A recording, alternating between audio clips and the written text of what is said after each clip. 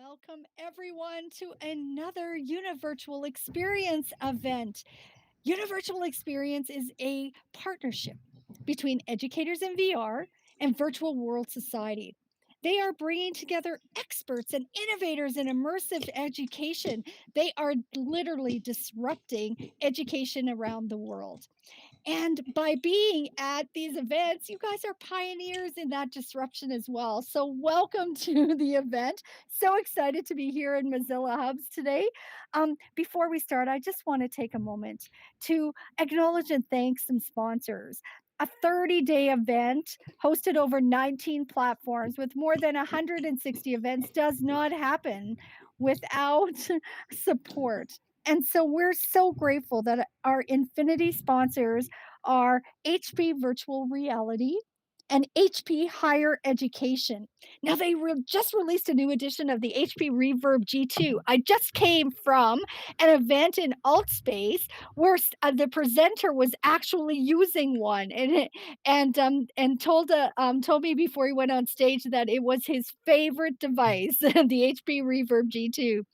It's perfectly designed for higher ed with pulse and eye monitoring and testing and other innovations excellent for precision controls, research, and development. So you want to check out information about HP Virtual Reality and HP Higher Education at their website, hp.com. Now, I also want to mention Engage VR. So many events are happening over in Engage, and I hope you're taking the opportunity to have some mind blowing experiences over there as well. An event is education. We're so grateful for their support, and they are sponsoring in AltSpace VR, our Euphoria nightclub. And we still have some socials left, so make sure you check the calendar. You don't want to miss that. So now, thank you so much to each one of these sponsors I mentioned. Thank you to you for coming, and I'm going to pass the mic over to Vincent. Thank you. Thank you, Donna, and welcome everybody too.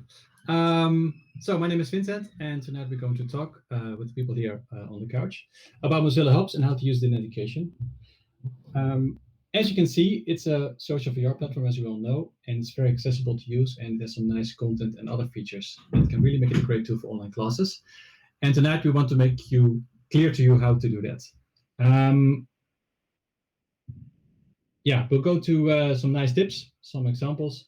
But to start, I want to give a warm welcome to the people next to me, the panel, and a short introduction of everybody so you know who's going to be talking in this hour.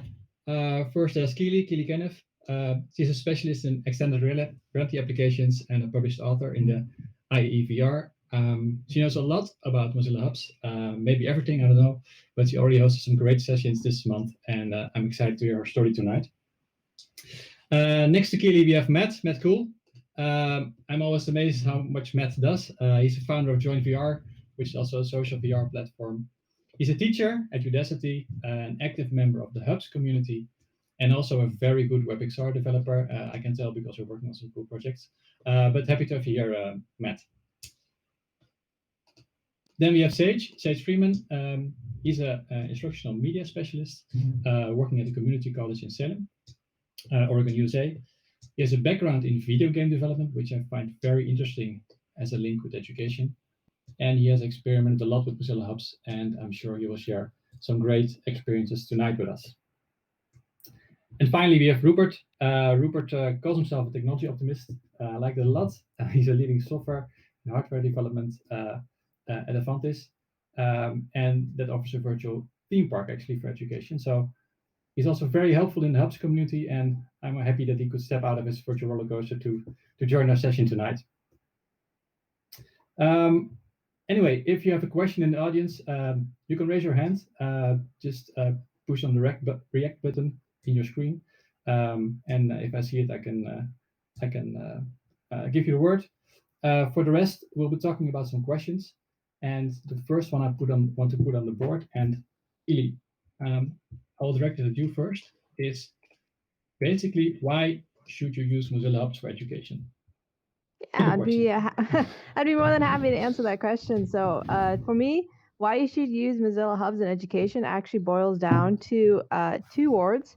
The first word is accessibility, and the second word is customizable, or being able to customize. So first off with accessibility is that you can access this platform through a web link, and that makes it really nice for use in education. So I know a lot of educators use like Chromebooks, or even like some students only have a smartphone, right? But you can still access this platform through the web link and without any downloads. Because like in my situation when I've used it, the first question I get from faculty is, what do I have to download? What do I have to get approved by IT and all that kind of stuff?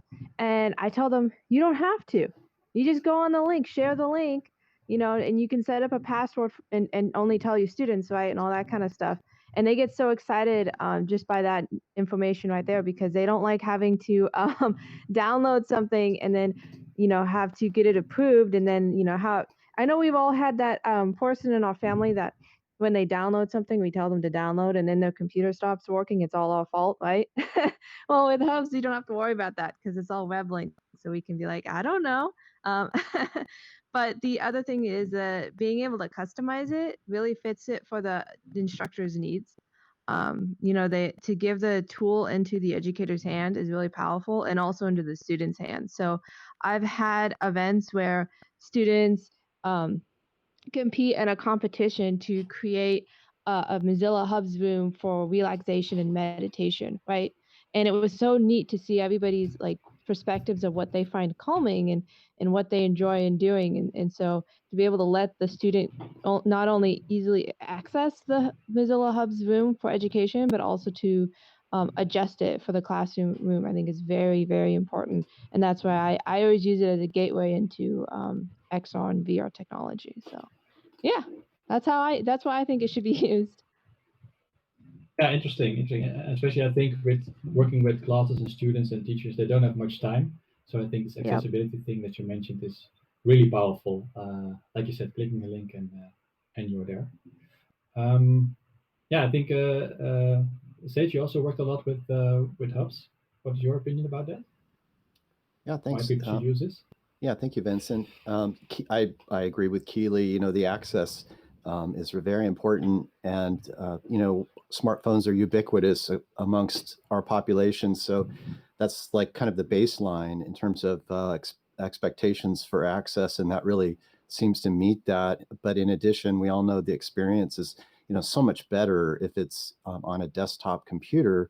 But also, it doesn't require really it doesn't require an expensive computer or processor. So that's important too. The performance on a low-end computer is really quite good. And when it comes to, I think the question is, why should you use hubs in education? There's so many answers to that. And it really depends on how you use it too. Are you going to teach an entire class? Are you just going to have a short focused activity? And I know we'll have opportunity to talk about that more. So you just cut me off anytime, Vincent. I tend to talk a lot, but I'll just a couple more remarks. So if you think about how you facilitate your classroom, you might be using, you might teach it as a lab, or you might be doing lectures, for example. And Hubs is a great place to do lectures, but it's actually a better place to do labs and active learning. And so we'll be talking more about how you can set up your spaces with activities, and you can really have students engage with themselves and other students, as well as the content that you're delivering to them in here. Yeah, I fully agree on that. I saw that also with some tests we were doing, I think at the end of last year, with some middle school, I think you would call it in English, but students of 12, 13, 14-year-old. And completely bored with Teams and Zoom. And as soon as you put them into a room where they can walk around, it's exactly like they're in a game. The funny thing is the teachers are usually the slowest to learn the platform. The students are great at walking around. Before we knew it, we had students finding bugs or glitches in our rooms because we had some parts where you could stand behind the wall, and it was amazing to see. And there was so much enthusiasm.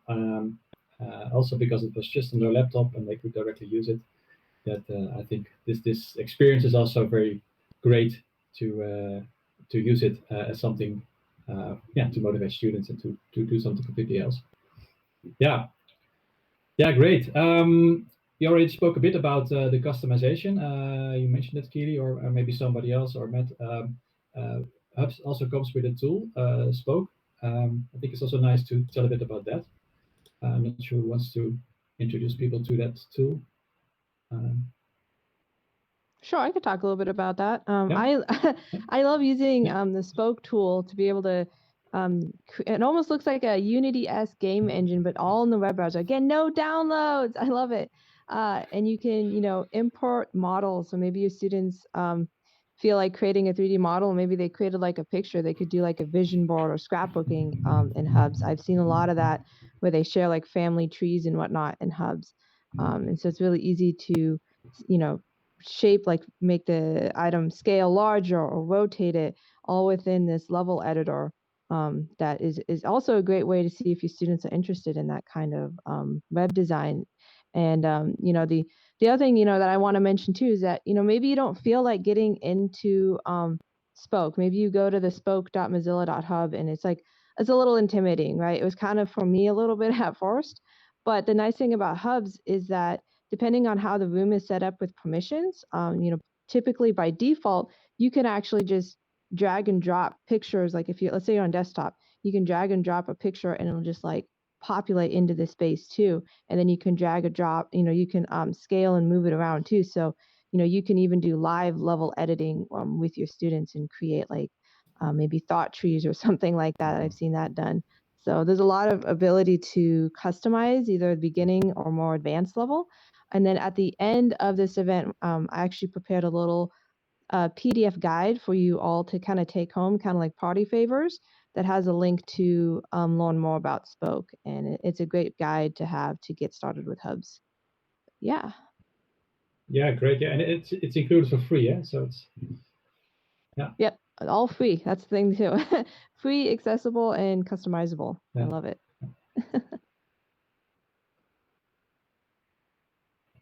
I think somebody wanted to say something before I started, or was I? I would just like to add to that too. The Spoke editor is actually it's the only platform I've come across so far with WebXR that gives me this sense of like freedom. I can actually freestyle in Hubs because of Spoke. I can create worlds just at ease. I can populate content quickly, like Keely was saying, and you can drag and drop content. The ability to bring in Creative Commons licensing of content opens it up to a world of content to use, including 360 video and other things like that. But the models from Sketchfab are that's a powerful connection in the Mozilla Spoke editor. It is definitely intimidating when you first approach it. I had some background with 3D, but not really very much, just in college. And so I jumped right in and learned Spoke very quickly.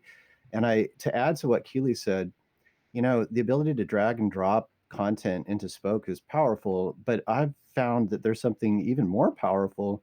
I know Keely will rejoin us here in a minute. I've been setting up spaces now, and I can see how I could create teaching spaces in Hubs for different faculty. And what I would do is create media frames in these spaces. And then when I meet with the instructor, I show them how to drag and drop content onto those media frames from the browser. Once you see how you can drag either drag an image from another website, just drag it right onto the wall from another website browser. That's really powerful when you can teach somebody how to do that, because it's just makes it easy for them to understand how to populate content. The idea is creating a teaching space for them that's already structured, already planned ahead for where the rooms will be, where the activities will happen, how the content will display. Yeah. Yeah, exactly. Maybe for the people in the room that are not too familiar with media frames, basically you can drag in documents. For example, this is a PDF presentation. You see at the back here. And normally I would have that floating in front of me and I can move it through the room. But you can, in this Spoke editor that comes with Hubs, you can set sort of a frame where it automatically snaps to if you move it in. So then it's very easy to put, for example, presentations or other stuff in a classroom. Yeah, interesting. I think that's also, and then you don't need Spoke. You mean so you can use Spoke to set up this sort of room for teachers to work with, and they can Yeah. directly in this room can add their own content. Yeah, Vincent, that's right. The ability to add persistent content in the room. But I also just wanted to mention too that if you want to change scenes and have the content change with it, you want to populate the content in Spoke, because then the content is not persistent in Hubs, it's persistent in the scene itself. And so that way you can change the scene and the content together quickly. Yeah. Yeah, exactly. Yeah, good tip. On that point, if you wouldn't mind, it's worth saying that that's one of the aspects I think people coming into Hubs for the first time find a little confusing, is this concept of rooms and scenes, and that the scene is not the room, that the room is like wallpaper that can change. I know when I was explaining that to people initially, it was quite confusing, and it would be a tricky concept to get over. So it's definitely worth familiarizing yourself with the kind of with the language that they use in Hubs, and kind of really understanding what they mean, because it does make a lot of sense. It's very powerful, but it's just not immediately kind of obvious from the get-go. And Rupert, to comment on that too, just quickly, I had this experience with Daniel. I met Daniel in Frame VR, and he showed me the power of changing out the content in the scene and how important that was for teaching your class. And then I later realized what I was doing in Hubs and how that could translate. Frame was much easier to understand that. Frame VR is another WebXR platform. Yeah, exactly. Yeah, and that was more in terms of the user interface, or how that was presented. You mean, or how to do that? Yeah. Hey guys. Yes. So let's say we've got this. We're in Hubs and we used Spoke, and we're not going to dive into how to use Spoke here, but we either used a scene that somebody else has made, or we build our own. Let's say we're going to try this at our school or at our class. So how do we start? I mean, we need to inform people. We need to set things up. I think as Sage, you experiment a lot. How did you do that at your community college? What kind of communication did you send out or not? Or Yeah, and so not to distract the audience, I'm going to put a link in the chat here, but I'll just describe this. I'm going to share this Google document with you all. You can look at it now or later, but what I thought was important was to really slowly introduce Hubs to students. And there's a couple of approaches that I took to that. One was I created my own getting started instructions, because if you go out to Hubs, they have very good instructions, but there's a lot to know, and you overwhelm them right away. And so you need to break it down. And so it's sometimes we refer to it as scaffolding technology. When you're working as an instructional technologist, or when teachers are introducing technology to students, you want to scaffold it so that you start slow but build upon it. And so as you teach over the course of your term, students will eventually master those skills, and it won't be a challenge for them when they're doing their final capstone project, let's just say. So for example, they start out slow, and the best way to introduce this to students is to show it to them in Zoom. Okay, I think the best way is to let them see it first. So go into Zoom and share your screen and show your class what it looks like, and show them, hey, look, this is like a video game. I can use my keyboard, I can move around, and all you do is focus on the navigation and the user interface. And that's all they need to learn at first. We don't even get into how to create content and things like that. So now that they've seen that, then you share this getting started document with them. You might do that in your learning management system, email this document to them, however, but this just covers that same navigation. And what you do is you encourage the students to go into Hubs and create a room by themselves so they can try it out on their own. No very low stakes, very safe environment, and they can get used to navigating around. And then they discover the avatar, and they get really excited about it, right? And they want to personalize their appearance. Well, okay, so now you take the stakes up a little higher. You say, now we're going to do an activity, but that activity should be guided, right? So it's an instructor guided activity where you invite them all into Hubs instead of Zoom. So you take them all into Hubs, and so there's their first time together in the group, let's just say. So then what you're going to do is you're going to lock down the room, just like Keely was saying earlier. Those room management settings are very important. So you're going to turn off anything like they can't take pictures, they can't draw, and they can't create things, because you don't want them to distract your teaching, and you want to kind of set the expectations. You can turn that off later once students are warm up to the environment, and there's, let's just say, classroom etiquette and management going on. But when you first introduce them, you're going to do a guided activity. And some of the great activities I've seen, we'll talk about that later, right, Vincent? Because you'll be getting into some specifics about maybe actual activities and how they're taught. But just getting started in terms of bootstrapping your students and getting them used to Hubs. And you can send them right into this environment. And I've been successful with that too. But it's probably better just to let them try it on their own first, make sure they understand it. And then later you can get into doing breakout groups and group activities where students can wander off on their own and then regroup back into a central location, for example. Some ideas. Yeah. Yeah, great tips. I think, yeah, you slowly build it up. I think that's very recognizable also. Yeah, I like that you also start in Zoom, very familiar with students. Yeah, thanks for that. Anybody else to add something to that, or? I just want to second that. Definitely start off Yeah. with Zoom. And then Yeah. I always like to call it dress rehearsals, getting into Hubs and seeing it. Just because, like, I often say to people, like, if you just put the students in Hubs, like you just send them directly into it, it's like dropping a bag of marbles. They're just going to go everywhere and it's just going to be a mess.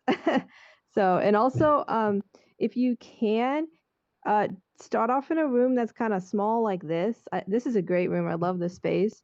So they can stay and be close, and you can kind of be like, come to the couch, or like use objects to kind of use as visual cues to come back to the building, come back to here. Because if you start off, let's just say, on a big grass field, they're gonna scatter and they're gonna go everywhere, and there's nothing to contain them. So, Yeah. yeah. Yeah, exactly. And what kind of activity would be the best to do first? You said a guided activity, Sage. Would it be directly learning, or maybe first a game, or what would you recommend? Yeah, I would recommend some sort of active learning type of activity. That means not a passive type of activity where they're watching a presentation. I would suggest, for example, I've seen at the University of Nottingham, they have an engineering class for the students are invited to come into the space, and they are learning about self-driving cars. And so the instructor places a model of a self-driving car in the scene, in the room, and then he places various objects around that he encourages the students to make copies of and clone them. And then they pick up the copies and they interact with the self-driving car. In this case, it was he was talking with the students about a QR code and where would that be best positioned and located on the car. The students had decided that near the door handle would be best because of usability. And then later it was in real, the students climbed into the car. The instructor didn't expect that, and they were all in the car. So he got in the car with them. And then there were the students surrounding the car, talking through the window with the instructor and the students inside the car. But that kind of like engagement and interaction is really fantastic. And so also, when you think about Hubs, we talked about persistent content. I think that, setting up a room, like Keely said, having it small at first is important because of that proximity.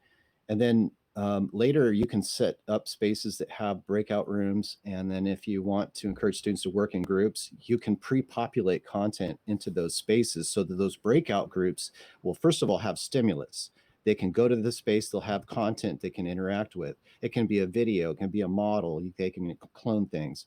The other thing you can do is put a whiteboard up and encourage them to like mark up their ideas on the whiteboard too. And then you can actually tour around later with the whole class and see what each student did, each group did, and you'll see all the artifacts there that they'd left as they were working on it. It almost makes me think like you setting up these little labs for each group, and then it's really more like teaching a lab in here than sitting back and watching a presentation. Yeah, exactly. You need active participation of the students, so you also need to do that stepwise. So I think that's the key point, both from you and Keely. Do it in small steps. Keep the space limited, and and see how it goes. Maybe some students can go faster, some can go slower, but you should not throw them into the swimming pool directly. I think that's a Dutch expression, actually. Shouldn't do that. Anyway, one thing I want to add is what I experienced also is some very practical thing, a mouse. We had some students and they were all working on a laptop and didn't have a mouse. And in Hubs, it is possible, but I mean, like looking around like I'm doing now is very easy with your mouse, and it's quite hard to do with a trackpad. So all these kind of practical things. What we ended up doing was using an online class and saying the last 10 minutes as a surprise. The teacher would say, "Hey, guys and girls, we're going to do something fun next week. Just click on this link." And he also started with Zoom, like you said, was a good tip. And then they just run around in this small room. And if people didn't have a mouse, they can try. But next time they would bring it. So that was like a first small test where you don't have any objectives for the class, just that people see it and use it, and then they're usually excited for the next class because they can actually use it. So that was also a good tip. I also recognize the restrictions. By the way, we even in our own we have a adapted Hubs instance actually, and we added some more restrictions because we were working with younger students and they would actually spam the chat with all kinds of messages, and it was very distracting. So we could disable that. So definitely switch off everything you can and slowly build up. Cool. All right. Maybe see what's next on the board, or does anybody want to add something, or just let me know? One Sure. thing, just Let me just add. Oh, sorry. Yeah. No, go ahead. Yeah, go ahead. Sure. Yeah, I just wanted to kind of piggyback on the activities. So that one activity that really worked for me in the past, and this goes along with what Keely was saying, which is kind of the simple go to this object in the room, is you can pair that with polling questions. So for me, I have a lot of adult students that I don't know a lot about their backgrounds, and they have a very wide experience of backgrounds. And it's important for me to understand them better. And this is a great way.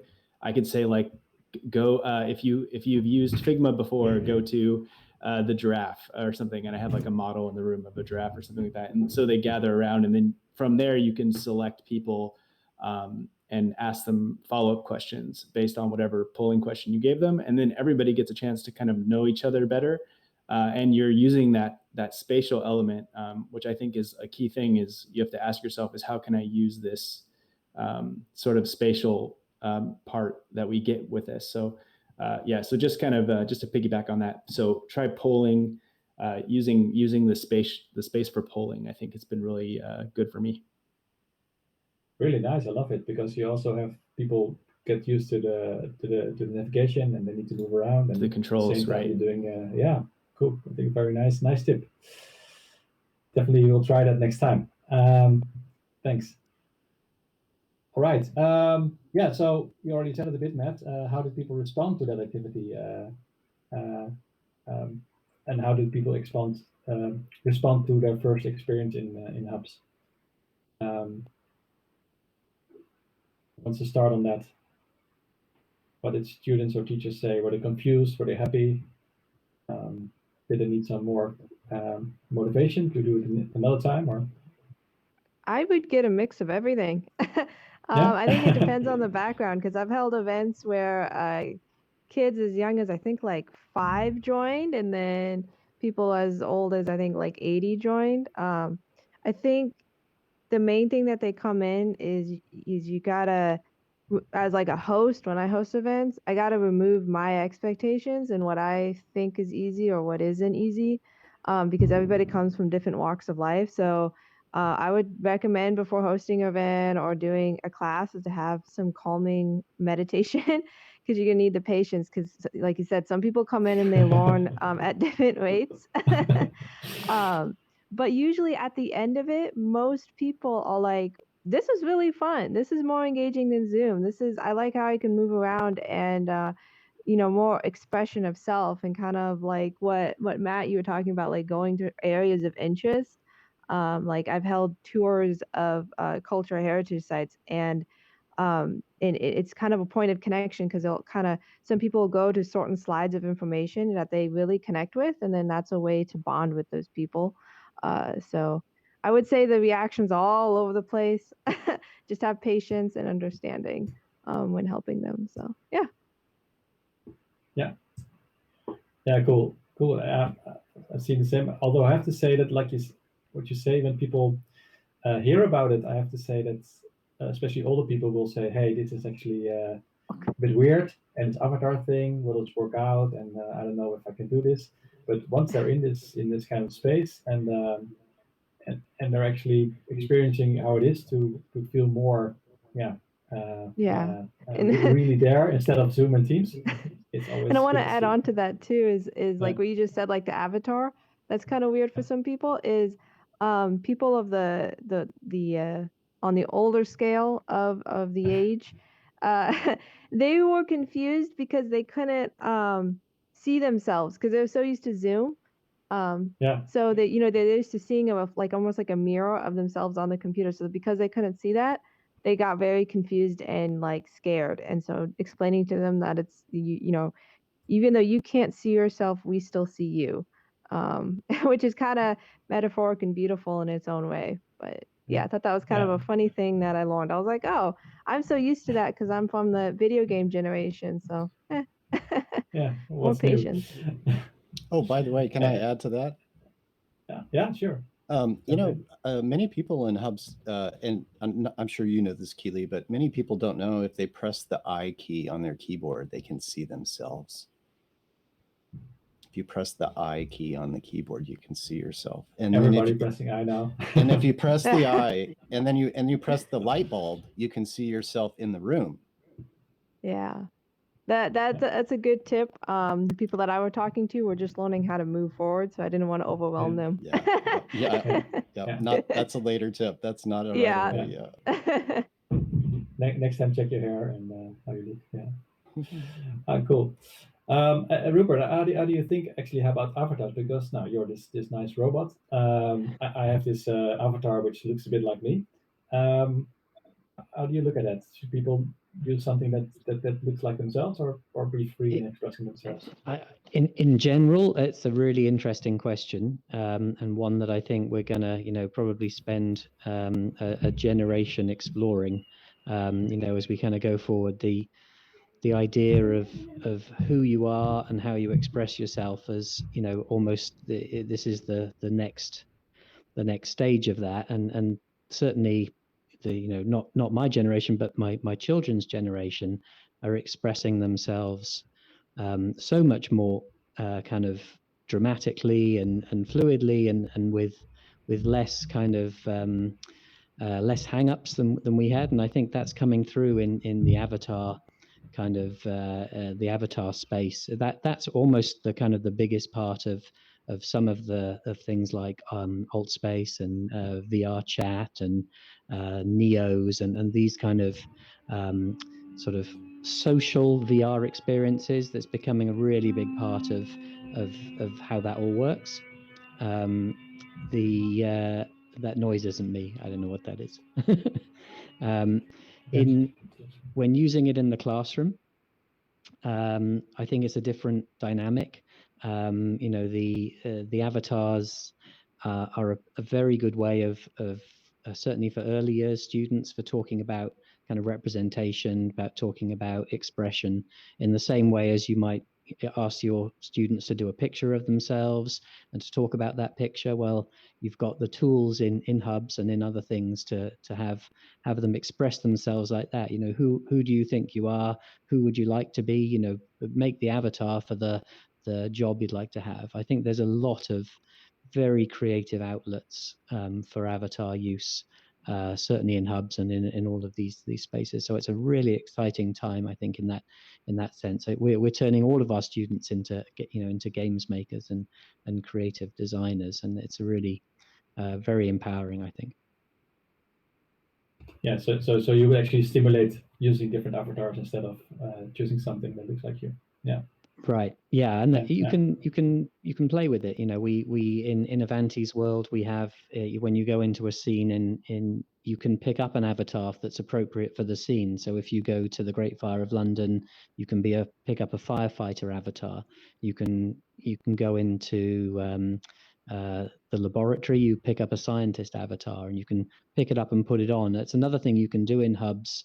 In general, is you can select your avatar from the kind of selector system, but you can also have avatar stations kind of dotted around within the world, and people can pick from them. So you could have a little gallery of avatars and say, put on the avatar that you think is appropriate for the lesson that we're doing today about about Tudor England, for instance, or and then they can go and they can have a little discussion about what's an appropriate attire, what's the right sort of thing, and they can be those characters. And it's a very nice way of encouraging them to start thinking about the people in the scenario as well as the scenario itself. So there's a huge range of options with avatars, and they're just more exciting. I think this, like Keely was saying, it's almost the first thing people do is they kind of what they're interested in, what they look like, and you do spend a lot of time setting up avatars, and selecting the right avatar is very important for people. Yeah, cool. Matt, your avatar is made using a special editor, I know, which was actually made by Hubs or made for Hubs. Am I correct? Yeah, so this was part of the a hackathon that the Hubs team did, and you can actually get this. I have a link for it. I can paste it into the chat, but it's a avatar creator system that they put together. So yeah, I'll paste the link in so you can use it, and you can easily add it to Hubs. So yeah, it's something that students or teachers can send to their students so that they can all build their own avatar, I guess. Yep. Yeah, and it's Yeah, just it yeah. kind of exists at its own on its own as its own little web app. So Cool. Yeah. Great. Yeah, I think nice tip for everybody in the room to use it. Yeah, interesting. I also had some classes, and yeah, what you see is people start wearing hats and other stuff.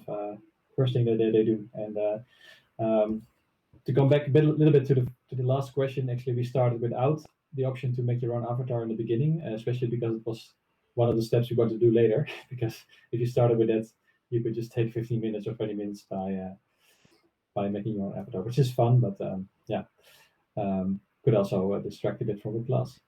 Cool. So yeah, the next topic I had on the list, we have I think we're already progressing quite well. Some 20 minutes left. Yeah.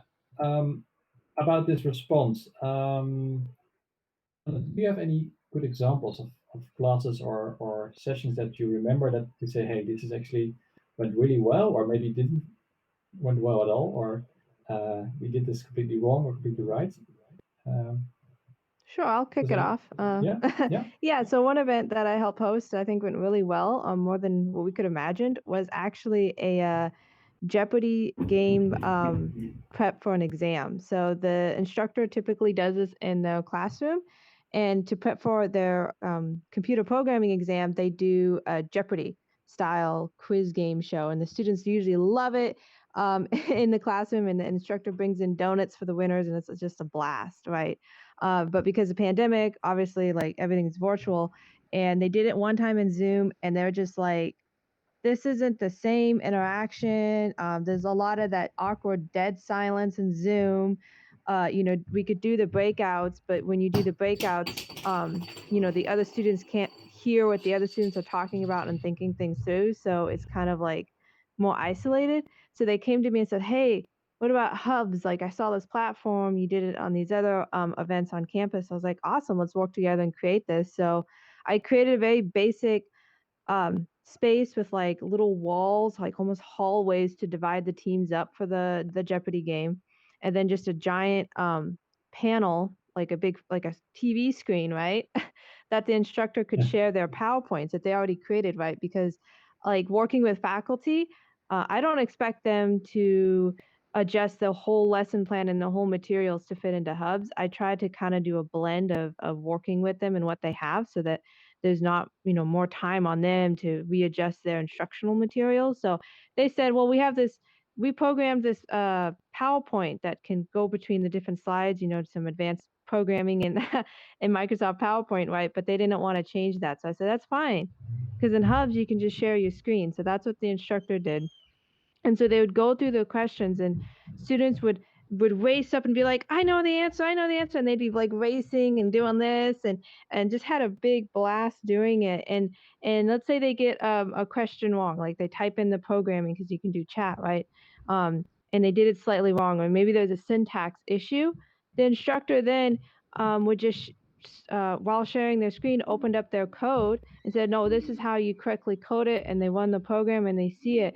And so all the students benefit from seeing the correct example, seeing where their fellow student made the mistakes, so that they could all prepare better for the exam. And so that was a blast to see that and experience it and be able to share that space. Yeah. Yeah, so cool. Yeah, nice example. I think how you can make something so much more interactive and fun for students to do. Sage, you anything you remember as, hey, this was something that I thought this is a good example of how to use do it again?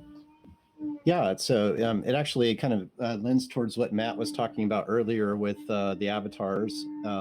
I did a conference for it's a regional e-learning conference. I did a presentation at that conference, and I did it in Hubs.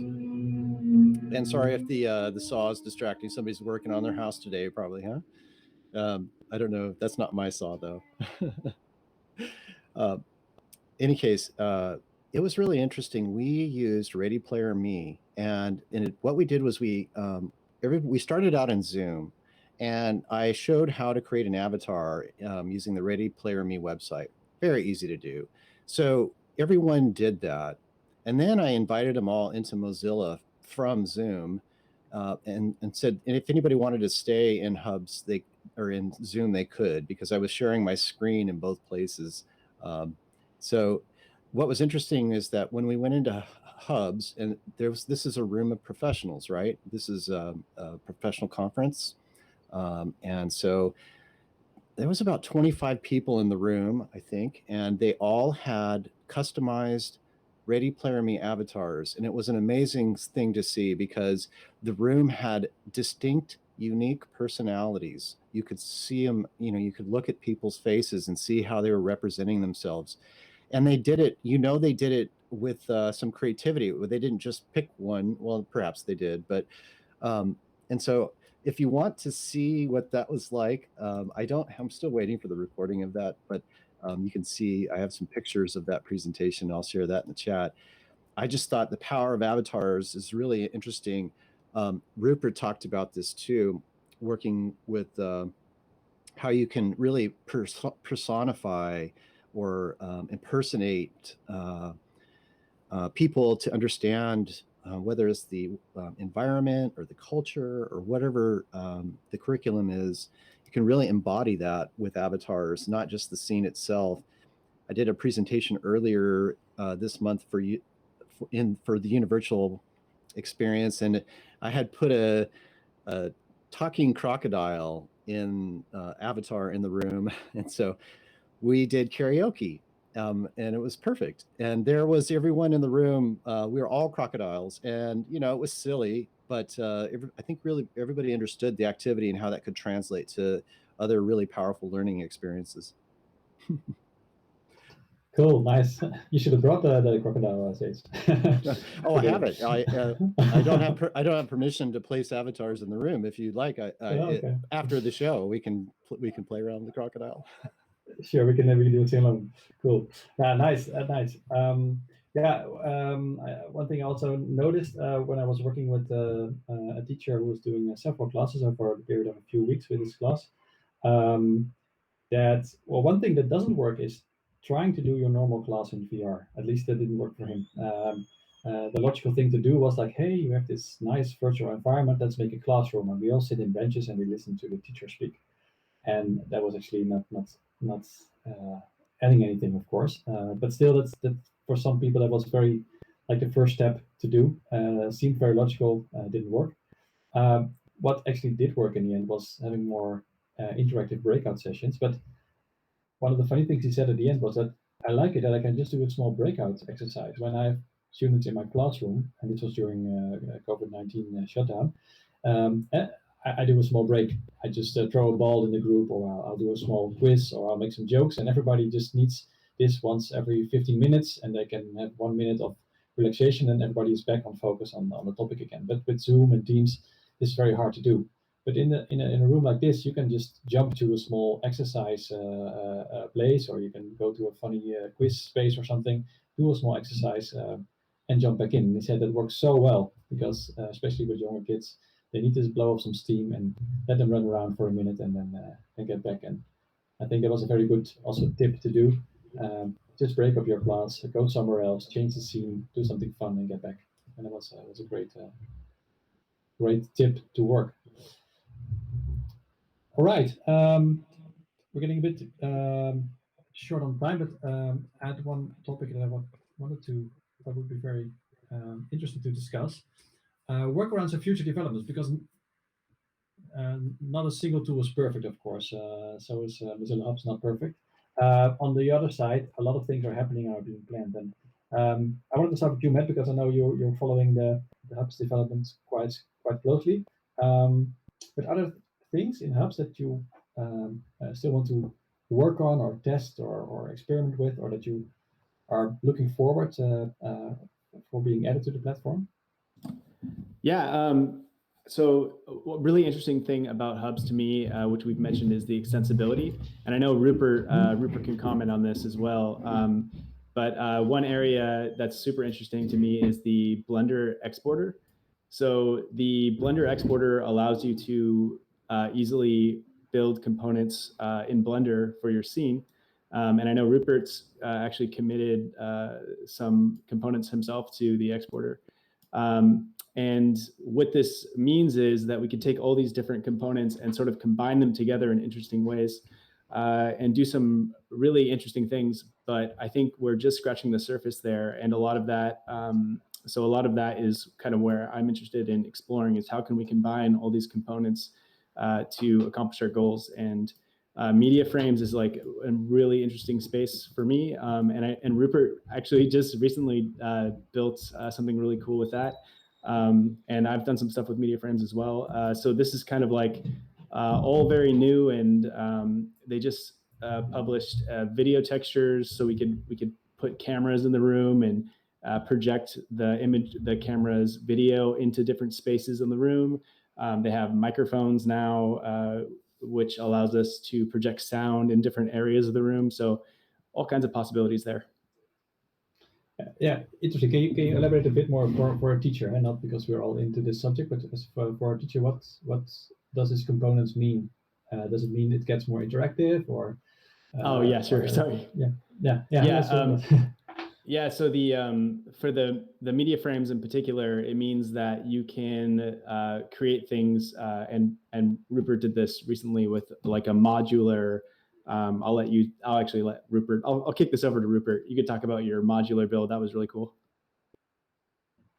Sure. That's kind of as we were saying earlier, you can bring objects into Hubs. You can bring your own models in the room, and you can also bring them in. And when you do that, you can move them around and you can interact with them.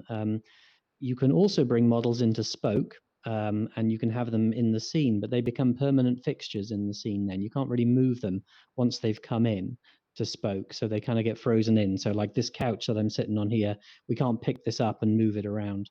So what we've been working on at Avantis is what we call movable objects within Spoke. So as Matt says, this is a this is a Blender extension where you will be able to mark anything, a picture, a video, or an object, part of a model, as movable, and then it's interactive. So it opens up a whole bunch of things. So from a teaching point of view, we're working on a few use cases there, things like sliding block puzzles. So if you imagine this media frame, but you've got like 9 media frames all in a grid, and then you've got a picture that's been taken apart into 9 pieces, and ask the students to work together to put it back together and find the picture. So that can then be baked into the scene, and you can reuse that scene in other ways. Or like the engineering university at Nottingham, they could put like a whole model of an engine. Like we've got a model we're working with at the moment of a V8 engine, and that is in the room when you go in, and you can just start taking it apart. So you can take off the top, take out the pistons, kind of look at it and work out how it works. So we're really, it's a real pleasure to work with the Hubs developers at Mozilla, because they've made, not only have they made Hubs, but they've also made it open. So anybody can kind of contribute back to it. Anybody can get involved.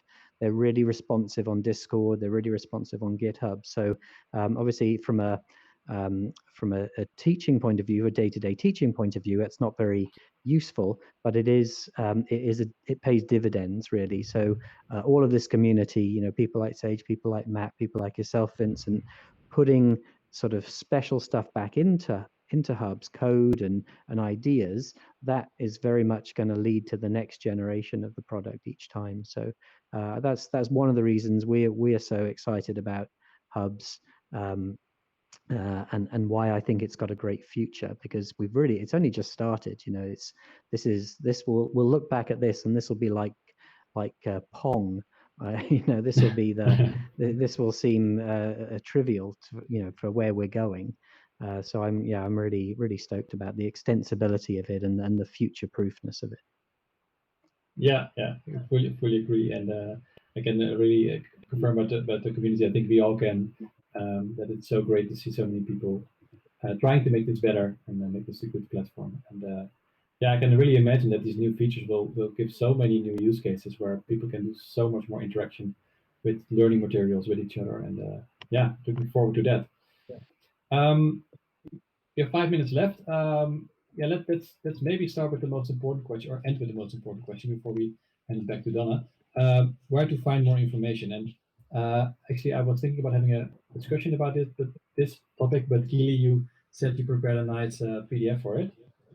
Yeah, and then so maybe- also what Rupert and Matt and I believe, Sage and Vincent and myself have been mentioning, there's the website, hubs.mozilla.com and spoke.mozilla.hub, sorry, .com.hubs. And they have great, like even step-by-step tutorial on how to get started with this. And then of course the Discord's very, very helpful, great community. And then, I've provided this PDF. I can't really interact with it too easy right now because I'm on my headset. And my internet's not playing nice with me today, but I'm sure Vincent has it prepared and up, and you can click on it and then download it. And then that, along with what Sage has been linking, I'm sure is a great treasure trove of what you can use at your institution. The guide that I put together and provided is one I hand out actually typically to attendees to the events, so that, it's very step by step, picture by picture that you can go through and follow through it. And feel free to send it out to people, adjust it as you see fit. It's kind of like a little party favor. Yeah. This is really valuable, Keely, because there's definitely this gap between what Hubs can do. You know, Hubs is a generic platform, but teachers don't want generic. Teachers have very specific requirements, and we need a lot more of this, tying those two things together, saying, you know, this is how you can do what you actually need to do, which is teach. You know, you've got pedagogical aims, and you've got particular notes that you've got to hit. So they haven't got time to go and work it out from square one each time. These sorts of things are perfect. And I don't even tell, like, faculty that come up to me, I don't really even mention the Discord, even though it's a great community, because the second I say Discord, they go, wait, what, huh? What? No, done. I'm done. Too much. Because educators are overworked and underpaid, at least in my country, unfortunately. So I try to make it as easy as possible when I support them and provide documents such as this one. So, yeah. Yeah, but I think that could be a good mission. At least I see it for myself, and I know that other people also do it here. That you can be the translators between the technology and the actual use case. And in our case, it's for education, but I know there's much more use cases for hubs to do. And I think all these sectors need people to work in between to translate what you can do with the tool to make it actually workable. That's a very nice thing to do. Right. coming to the end of the session. Is there any question actually before we close off? No, we shared already so much. Yeah, a link to the PDF in the chat. Yeah, I think you can download it if you click on the PDF. You see a small. Yeah, it should be able to. It says something like open link, and then it'll like open up a new web browser tab, and you should be able to download it. If you press your space bar, keep it pressed while pointing at the document. It should be a download or an open link. And that's the great thing too with Hubs is you, as an instructor, you could put in your PDFs and then your students could download it. So lots of little fun bits. Really slow computer, and when I click on it, I see the magic wand thingy, but I thought that just took a picture. But if you keep space pressed on your keyboard, you will see more buttons. Okay, now I see it. Yeah. Great. All right. So if there are any more questions, yeah, please feel free to stay in the room or drop some questions in the chat. Okay, Rupert, Matt, Keely, and Sage, thank you so much for all your insights and great comments. It's really a nice session, and I also learned new stuff again. Yeah, I really enjoyed this hour. So I would say let's do it again. But for now, back to you, Donna. Wow, thank you so much. I think we can all agree that this was informative, resource-rich univirtual experience event. So thank you so much to each of you. Thank you for coordinating this, Vincent. So I just want to close once again by acknowledging and thanking our sponsors. We just can't do this without support from so many people. And so I want to just remind you that our Infinity sponsor is HP Virtual Reality and HP Higher Learning. Make sure to check out information about the new Reverb G2 device, as well as the information about higher learning and their virtual education. Check it out at hp.com. We also want to remind about Engage VR and Avantis Education that they are our Galaxy sponsors. This time, I would also like to add our stellar sponsors, just a mention of different organizations that are supporting Univirtual Experience. Grove XR is an educational learning platform. You'll find out information at grove.us. Dr. Angelina Dayton is the founder of Students in VR. Most of us know her as the VR lady. The workshops that Students in VR put on are informative and include students, and it's such a wonderful organization. Frame VR is a web XR browser-based social educational VR platform. Please check it out at framevr.io. LearnBright. It's an educational platform and headset that makes learning in VR safe and exciting. You'll find them at LearnBright. That's learnbrite.com. LBX Immersive and Waking Dream XR came to us after the conference began, and they were so excited by what they saw was happening. Both the people that were attending, the different leaders that were hosting events, and they asked if they could please support this event, and we of course said yes. So we welcome them as sponsors. My name is Donna McTaggart. Most people know me as Donna McT, and my favorite thing is to meet in VR. So let's meet in VR. I'm so grateful for the opportunity to be able to support this endeavor.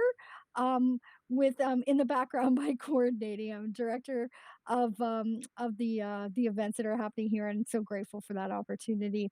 And last but certainly not least, is the filmers. We are so grateful for the opportunity that we have to rewatch sessions, that we have to be able to go check out videos for sessions that we missed for whatever reason. And so Tony Cube Studios, we're so grateful to you for your participation, and to the people who are filming. It's Tony and a team of volunteers, and really events don't happen without volunteers. So the filmers and the moderators, etc., We're just indebted. We're so grateful. So that brings us to the close of another Univirtual experience. Thank you so much for being here.